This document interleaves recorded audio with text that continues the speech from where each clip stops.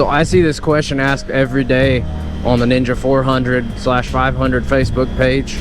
People are asking, hey, I just passed my basic rider course and I'm looking to get my first bike.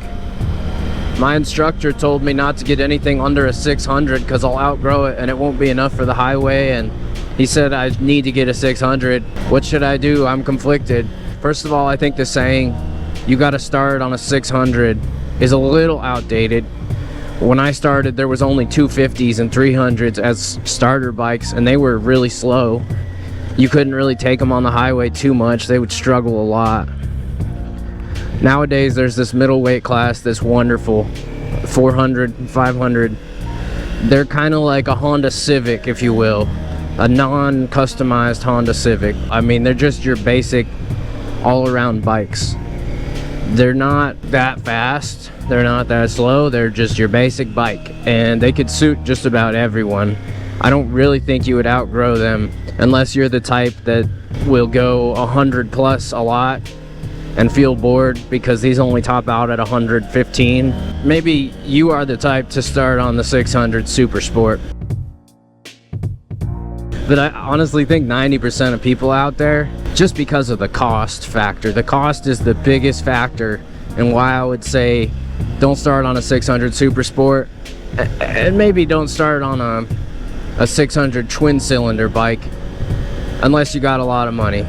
You're probably gonna drop it. Everyone says you're gonna drop it. Fuck, I dropped my first bike a couple times. It was a less expensive bike, so I could just duct tape things back on. Didn't care. But if you get a $12,000 Super Sport 600 to start, or a 9,000, and I'm saying 10,000 out the door, 600 twin cylinder, that's a lot of money to be dumping on something that you might wreck. This is a very unintimidating bike, and there's something to be said about getting on an unintimidating bike, one that's really easy to ride, that's so approachable. The low range throttle is so gentle, it will not loop you. You can go full throttle and it will not whip you, man.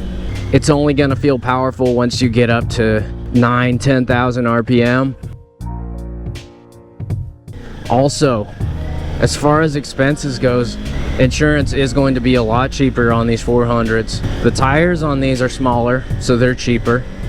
You're gonna go through more tires on a 600 class that goes faster if you are using it going faster. There's just overall way more operating costs on a faster bike. That's why I 100% advocate on something that's cheaper to operate, that's easier to operate, that you can ride around for years and just thrash it around, and your initial investment won't feel so harsh if you drop it.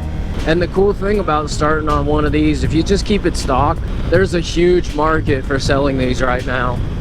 You could get a lot of your money back. I would also advocate to buy one used.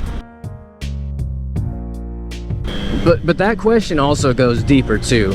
There's this underlying rule in motorcycling that after you get your beginner bike and quote unquote outgrow it, that you should be moving up to a 600 or a 1,000, and it's just not true. Like, there's just this adage that all anyone is going to be doing on a bike is riding it on the freeway at 90 miles an hour, as if that's the only thing to do on a bike, as if that's the most important thing to do on a bike.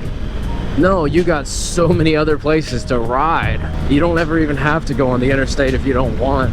I know I'll get a lot of hate for that because people apparently think that you should only ride on the interstates because of one of my last videos, but if you don't ever even want to go on the highway, you don't have to. It's all about what you want to get out of your bike riding experience. If this is just your hobby like it is most people, well then do what you want with it, not what the popular consensus is. So the popular opinion of, well, once you outgrow your 400, you got to move up to a 600 or 1,000cc bike. A lot of that is a product of marketing. You see, bike manufacturers want to sell their bigger bikes. They don't want you to sit on a little 400 for your whole life and use it for 80,000 miles and never upgrade. They want you to get one of these and then move up and give them more money. No one says that you have to upgrade, except for the marketing department. There's a few people I would say probably should start on a 650, but not necessarily like a 600 Super Sport. One of those is if you are only going to be using this as a daily and you have to ride the freeway all the time and you want a comfy ride doing it, you will get tired of biking if you have to take this on the freeway all the time at 90 miles an hour. It just doesn't feel good. It can do it all day, but it's a little lighter. It'll blow you around, that's for sure. You get something a little heavier, you'll be more planted on the road. But if you're not commuting 90 miles an hour all the time, every day, putting on a lot of miles, then I really don't think you're gonna outgrow a bike like this, unless you just don't like the ergonomics, unless you're like a stunt rider and then you want to get a 636 and customize it. Well, that makes a lot of sense, you know. But as far as your average just ride a motorcycle just for the sake of riding, I think you could have one of these for 4 or 5 years and not outgrow it because of the challenges you can find on the road.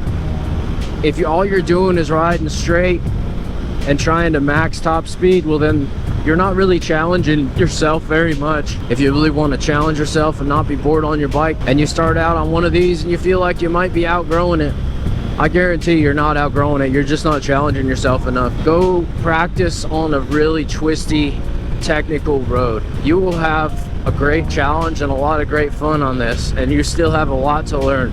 I still have a ton to learn, man. It could teach you a lot, and you never really stop learning if you don't stop practicing.